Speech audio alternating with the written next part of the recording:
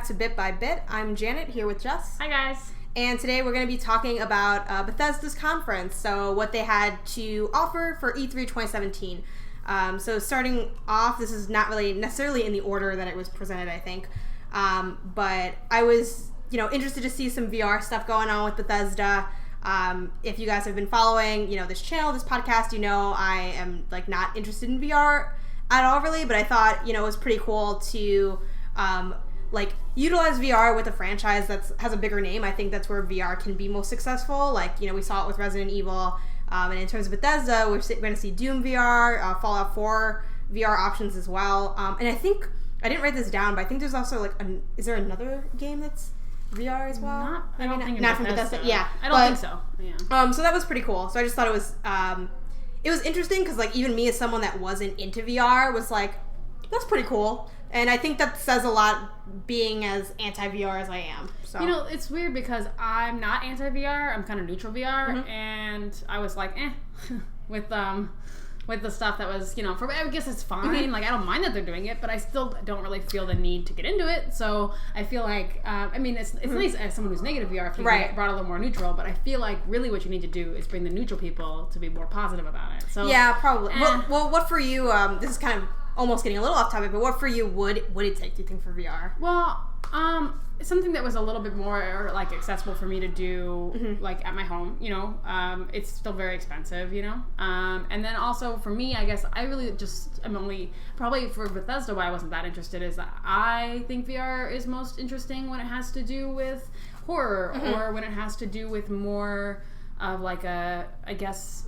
more of a sense-based experience. Uh-huh. Whereas with Fallout, I don't really feel like it's the case. I enjoy Fallout just fine on my own TV screen. Mm-hmm. I feel no need to play it in VR. So it's fine that they're making it, but I was like, okay, let's go, let's move on. Although I would say that I do think that overall in E3 they talked a lot less about VR this year than they did at last E3, which was something we talked about in our predictions video. So it was interesting.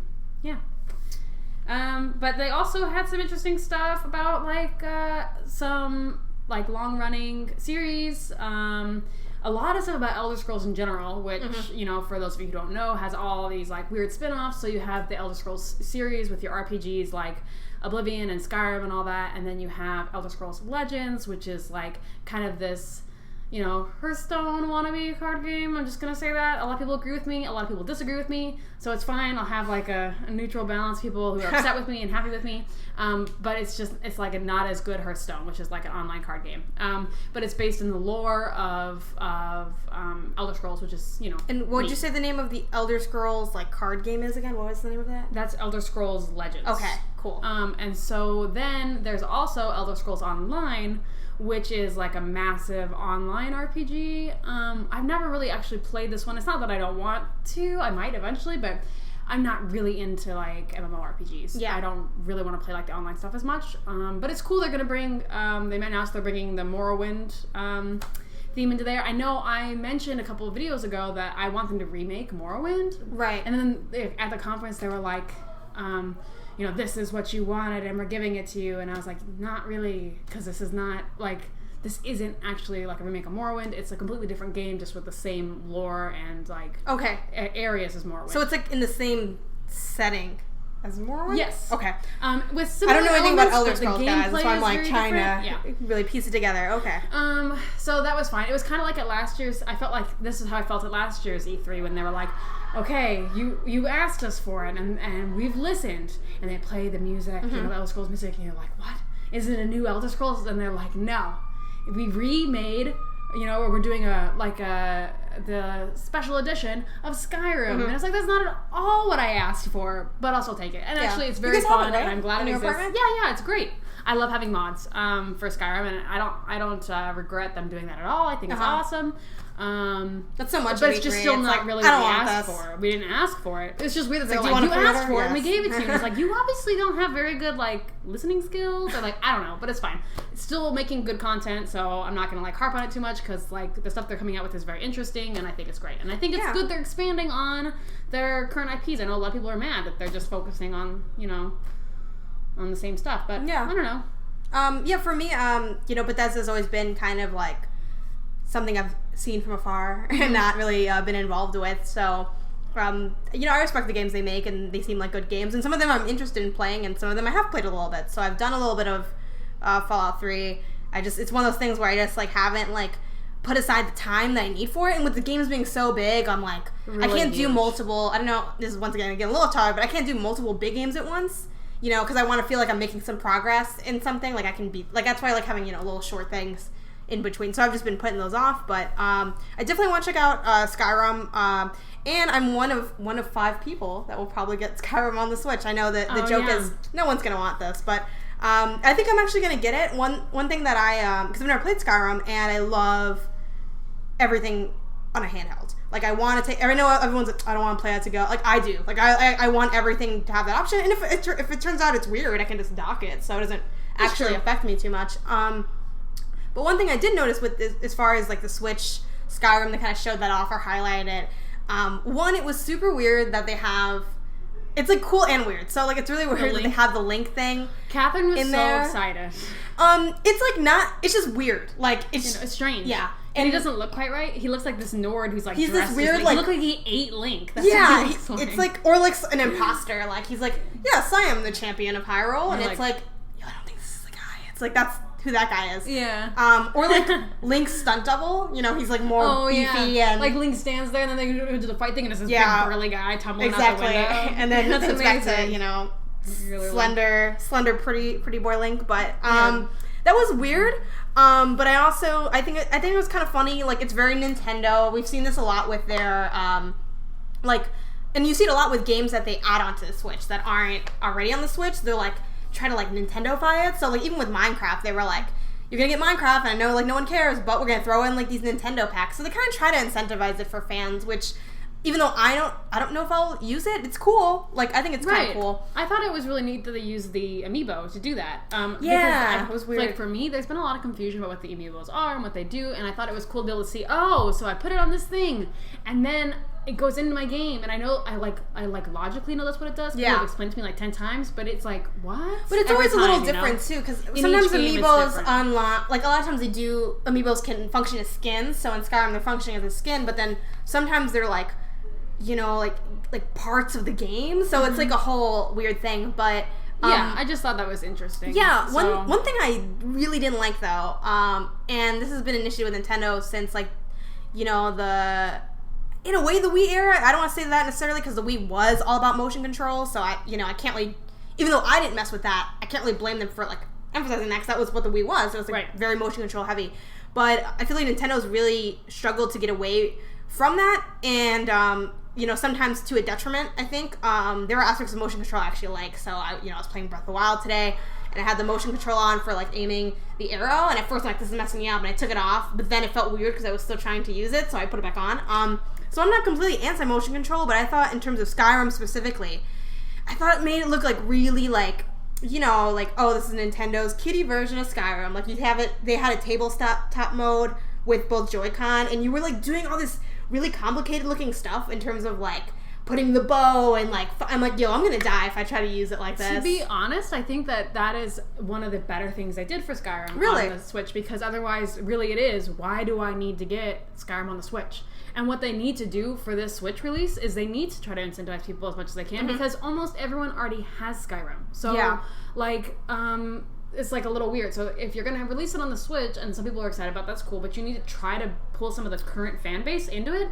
And one of the things that Nintendo has that other games do not have is motion control. And I personally really enjoy motion control, especially if it works really well. When the Wii first came out, that's all I wanted. I just wanted to be like a Jedi or a cop who actually gets to like do the thing. And I know it's never really like functioned as good as that. Right. As good as my like 10-year-old dreams, but I still think that that was really smart of them, and if it works nicely, then that's great, and if it doesn't work that well, you can just switch back to the controller. Yeah, I think really my issue with it specifically was, besides the fact that obviously, like, you see that and you're excited, and I see that and I'm like, ugh, I don't care. So they can't really do anything about that, right? That's like how some people will perceive it. I think to get more specific, my issue is, like, really, it felt like they only really showed that, and, like, obviously you don't want to show too much of Skyrim because everyone gets sick of it, and we saw it a lot in E3 Skyrim in general.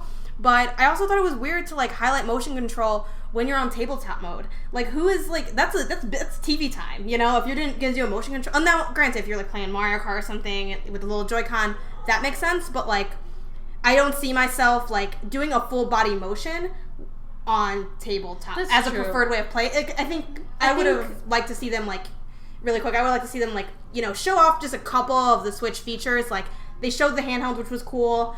And then, you know, just a quick dock to the TV for the handheld, for the motion control part, because I think that's where motion control is more fun. You know, you got a TV, you're like with a friend, you know, you're pretending like you're in the game, kind of, is what motion control offers. So I think it's weird to highlight that with a small screen. I think that you might be right about that, but I think it might have just been a practical issue. It's very hard to film somebody using motion control on a big TV because it's usually above them or in front of them, whereas a tabletop, you can shoot right over their hands and see what's happening with their hands versus what's happening right in front of them. I think that might have just been a practical filming issue. Yeah, and we don't really know because we're not, you know, making the content of that, but as a viewer, that's something that I was kind of like, you know, and I think there is a good chunk of the gaming community, especially the, like, I don't want to say the hardcore gaming community, but like the gamers that might be hesitant about the Switch in general, which, you know, Xbox owners, PS4 owners, people that generally like, they don't like Nintendo because they think it's like a too child-centric system.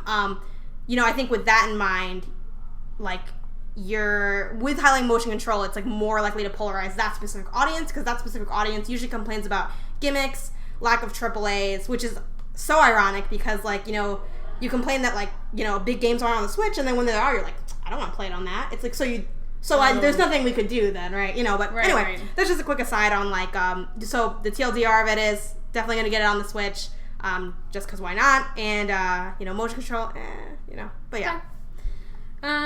So other than that, they had a really interesting announcement for Dishonored 2 Death of the Outsider. So it's going to be like a DLC, I guess, which we were talking about a little bit before this because it was a little ambiguous because like you're playing as Billy, Billy Lurk, that was Billy's last name.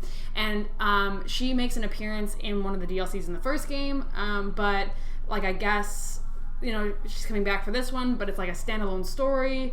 So like in the first game, you interact with Billy as like Corvo, and then in this second one, the DLC where Billy's gonna come up again, you like are Billy, it looks like. Cool. Which is very cool, but it's also very weird that it's a DLC. But I don't mind because that probably gave it the ability to come out as soon as it's coming out because it has this software and it has like the vehicle, you know, already in place. But it was a little strange, like how it was just kind of confusing to me personally. Some people might have not found it confusing. But on the whole, I'm very excited to play it. It looks awesome. I'm really interested in the character of Billy Lurk.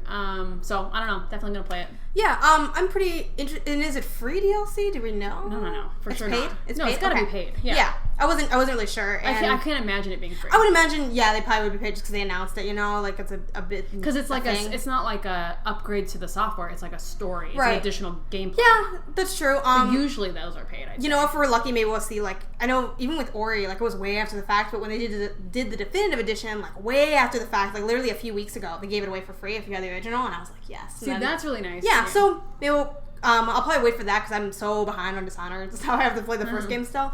But I think it's cool because, like, if you want to do it, you can. And if you don't, you could just not buy it. But, yeah, I also found it super confusing. Like, for a second, I'm like, is this a new Dishonored game? And I, like, put out some, like, tweets about, like, oh, no, a third one. Like, I'm not ready. And then I'm like, oh, it's just a DLC. Never mind. Yeah, I just wish they were, you know, just said like, DLC. Yeah. It would be helpful. You know, but besides the, like, strangeness of the announcement, I think it looks really good. Yeah. There was some stuff about Quake, which neither of us really play, or like involved in. But esports are very cool. Yeah, I actually I appreciate that esports are real. Me but too. I don't watch them, and I don't want to participate in them. Yeah, it's not my thing. I don't really watch them. We should probably maybe do like a video on that too. I don't really watch them, but I do appreciate watching Pro Smash. It's crazy looking. So I think it depends on if you're into the game really. But yeah, Quake Champions, they're gonna do a big thing with that. Prize $1 million. See, so that's really dope. Yeah, so that's cool. They support that in a very public way. I feel like we need to talk about if it's okay if I scooch right past Quake. Yeah, we need to talk about The Evil Within 2. Yes. Okay, so as you know, if you ever listen to our podcast or watch our channel, I really don't like The Evil Within. I got it for Christmas. I started it in January.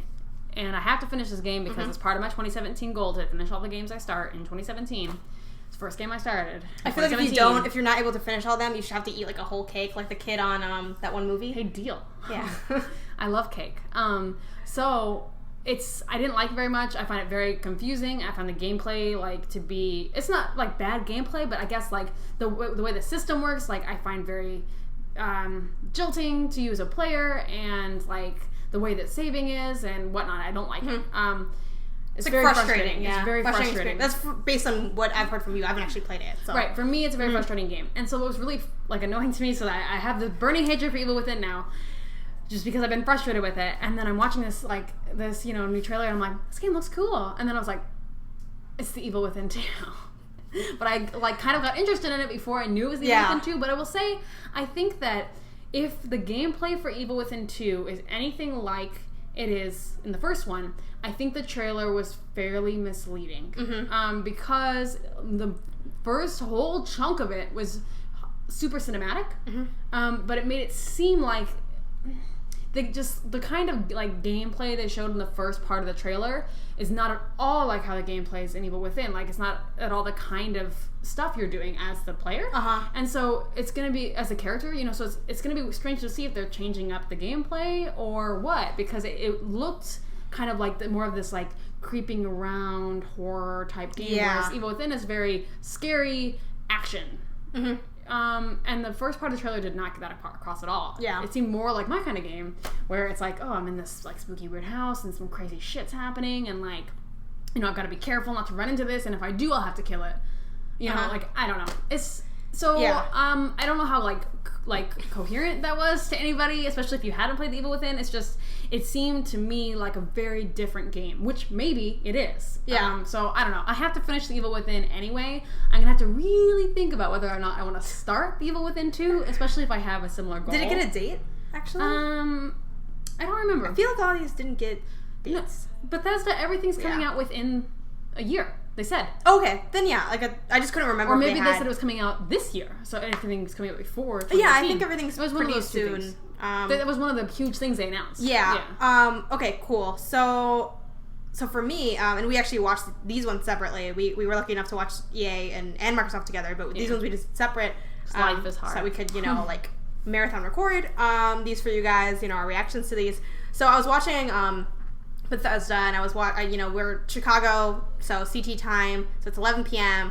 and I'm like watching it, and it's like really intense. It's like crazy, like you said, it was a very cinematic trailer. There was all this like weird stuff going on, and like people like at one point he went into like the upside down or something is what it kind of felt like. It was very Stranger Things, definitely. And then like they had the people with like the poking through this weird white material, and you're like, I'm like, it was just like really like very Sony like look, very intense and cinematic and like this big deal thing.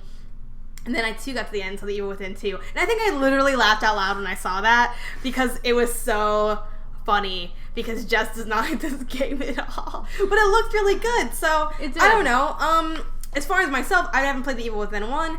Based on what Jess has said, I don't think I want to play the Evil Within 1. Actually, I know I don't want to play the Evil Within 1, especially because the horror and the stealth and all that, I do like stealth components to games, but it's not typically it's not typically my genre, so like I'm definitely not like, it's kind of the way I see games in a lot of ways is like when you have like your taste, you're kind of willing to play like crummier games in the genre that you like, because like you kind of already like that genre, so it's like easier to like, I can play like a crummy platformer and kind of be like, whatever, like I'll if it's decent, like I'll do it.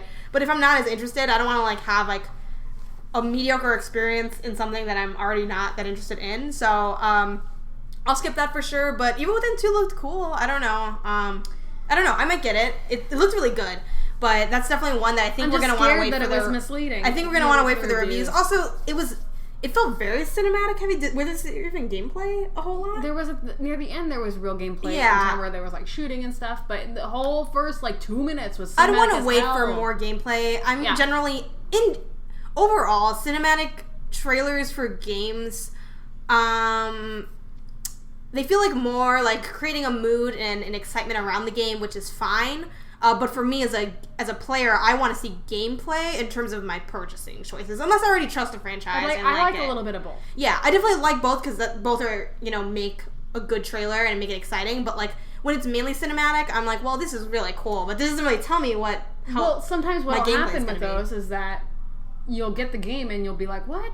This isn't at all what I thought it was, because you were like into the You're like swooped up in the presentation of it. So I'd want to see more gameplay. So I think it's dangerous. Speaking of like a cinematic trailer, we did get that with Wolfenstein II. Yeah. It's funny because so I was watching this. I watched it at home with my roommate Catherine, who we mention on this channel all the time. So she's practically like part of the show. And she was on an episode. She was on an episode. Yeah, really fun one. And so we're watching this, and it pans over this guy in the bed, and he like takes out the sheets and whatever. And Catherine goes, "Oh joy, another white dude with scars." I was like, okay. And then she followed it up with, "I bet he breathes heavily a lot." I was like, he probably does. All the male protagonists in games are always like, when you're like playing and like they want to like make it realistic, like you can hear your breath and it's like, whoa, it's creepy. It's like Ethan's shadow and that was really scary. Yeah. Anyway, so I really enjoyed. I enjoyed having a viewing partner who was cracking jokes the whole time. You got to for E3. Yeah, you have to. But other than that, other than it being another white dude with scars, it looked pretty interesting, but kind of bro-y too. But maybe that's what Wolfenstein is. So I don't know. I've never really played Wolfenstein. It's a very long-running series. Although I also find the naming mechanics kind of confusing. But like, welcome to the gaming world. And so I guess like there was the Wolfenstein like way back like 80s, I think. Oh, really? Like 1990s. I didn't even know that. Old. Like 8-bit kind of old. It's like Prey all over again, where there was like all those different. And they dropped the name, and then I'm like, what? Yeah, this is called Wolfenstein II, but it's not the second Wolfenstein. But it is maybe in the new like era of the game. Right, because there's the Wolfenstein I know is like Wolfenstein. I think it's called Shadow of something. I don't know. Like that I don't play them. Yeah. So there's I don't know what game you were talking about, the really old one, but there's like the modern one. Yeah. And I know that's Wolfenstein. So maybe they kind of rebooted the series. So I think they must have. That one's probably Wolfenstein 1, and this is Wolfenstein 2. Wolfenstein's one of those classic games that I've mentioned this a couple times on the show recently, but like I said, I used to work at a GameStop, and you have to put the games in alphabetical order. So Wolfenstein's one of those games that I always saw because, like, that's W. Like, W for Wolfenstein. And it seemed cool, just, like, box art-wise. Yeah, like, I was a little intrigued by it, but not enough to, with so many games to play. I loved the trailer at the beginning with Liesel. Yeah, of this trailer, this E3 one, or the original? I'm thinking of something else. Yeah, maybe. Am I? I think you might be. What am I thinking of? I don't know, but that name sounds familiar. It was the girl with the giant robot that helps move the truck. Is that even in Bethesda's? Oh, I don't know. It is. Google it. Dang. Google it while Sorry, I talk guys. It's okay. It all blends together. But as far as Wolfenstein 2, I enjoyed it. I definitely also got that bro vibe. And by bro vibe, I think both of us mean action, shooting, blood, men, like America, which is which that's totally fine. And it's something I actually do want in games sometimes. Like, I really do appreciate like a good bro game. And that's kind of what it felt, but it also felt like it was a bro game that maybe had like a little bit of depth to it. Not like crazily, I don't think it's making this big social commentary of anything really. You're just killing some Nazis, and that's always a good time. So, but I feel like when I say I felt like it had a little bit more depth to it, what I mean is just based on like that little kind of cutscene thing they showed you where they're like, how do we know you're not a Nazi? And they were like having that argument. That felt a lot more, I don't really want to say realistic because I'm not really sure. What do I know about being in a situation like that, in that specific context and that action-packed context. But it just felt more like well-written than I've seen in like other bro games. And a bro game I want to point to for this is like Gears of War, for instance. I played the original but like remastered, I think. Right. And that's a pretty fun game. Honestly, I like the shooting in it. It's kind of repetitive, but I don't know. I never got bored of it. I enjoyed it a lot. But dialogue-wise, it was like very cliche. It was like, we're gonna need to blow some shit up, type thing. I mean, I don't know if they literally said that ever, but like it was very like money on the head. It was very like classic, like almost like action movie generator lines. Yeah. And I feel like this doesn't really have that. Maybe it does. Maybe the first one did because like I said, I didn't play it, but yeah, it felt like it might not have like that hokey writing quite as much, but still have the run and gun type action. So I think I actually might get that one. I think of all the games that were shown at Bethesda, at the top of my list is probably Wolfenstein 2 because I think it could be like one of the more fun games to play. Yeah. Yeah, that's definitely like I think one I do like a Redbox rental of just to see. Oh, for sure, yeah. You know, and if it's short enough too, we're just marathon. It might be short enough. Yeah, if you just marathon it through. But I did check, and Liesel was the robot thing at the beginning of that, and it was the only reason I got confused is because it was very disconnected from the actual. Oh yeah, no, it was very like the trailer was very busy. It was kind of too busy, but I was okay with it. But I was very brought in by the opening trailer with Liesel in it. I was like, this looks amazing. But what I kind of wanted it to be was a video game about a girl and her giant robot named Liesel. Like, that's what I wanted the game to be. It broke the contract a little bit for me. Not for other people, I'm sure, because I'm sure other people are familiar with this robot type thing that exists in the Wolfenstein universe. I didn't know it existed in the Wolfenstein universe, so I was like, what's happening? And I was like, is it going to be about this girl and a robot named Liesel? I would totally play that game. Maybe they'll do DLC of it. Yeah, maybe. But, Wolfenstein looks cool too, I guess. So. But this is kind of a weird way to start closing out because it's something I wanted to mention in the beginning, but I thought of it like 1/3 through this, so I didn't want to bring it up. Yeah. But I loved the general presentation that Bethesda did of the theme park. It was adorable. It was so cute. And it was weird. Yeah, it was cute. It was creepy. It was like classic. Even though I don't really mess with Bethesda like that, but it felt very like classic Bethesda. Yeah, very Fallout. You had like the old music and like I love that old like jazz music. Yeah. So like on top of that though, Wolfenstein's Dankeschön. That was great in there. I was the whole time. So that the music in Bethesda for all the trailers, for all the presentation was all amazing. Yeah, like really I felt it's funny because before we started, filming and recording this the podcast / video on Bethesda, I was telling Jess that, and you guys definitely let us know and commenting on the internet.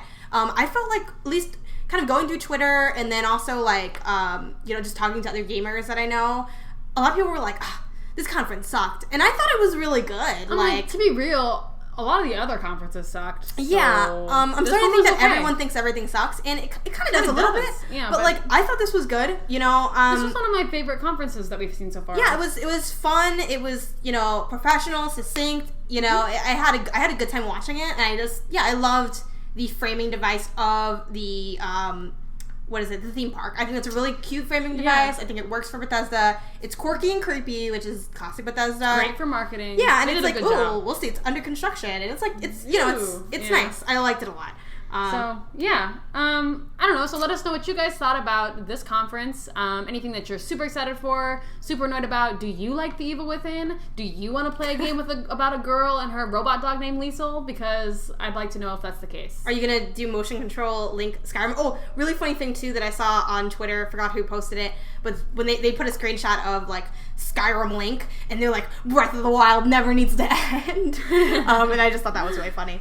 Yeah. Let us know what you guys are thinking. If you're listening to this on a podcast, be sure to, share it, rate us on whatever podcast service you're using. If you're watching this on YouTube or want to check it out on YouTube, that's of course youtube.com/bit. Be sure to give this video a thumbs up, hit subscribe, and let us know in the comments or on the internet, what your thoughts are. Once again, we are on the internet at Twitter, Instagram, and Pinterest at Bearbit Gaming, Facebook at Bearbit Gamers, and everything we do can be found on our official website, bearbitgamers.com. Great. All right. We will see you guys for our coverage of the next conference. Yep. Coming up. Bye. Bye.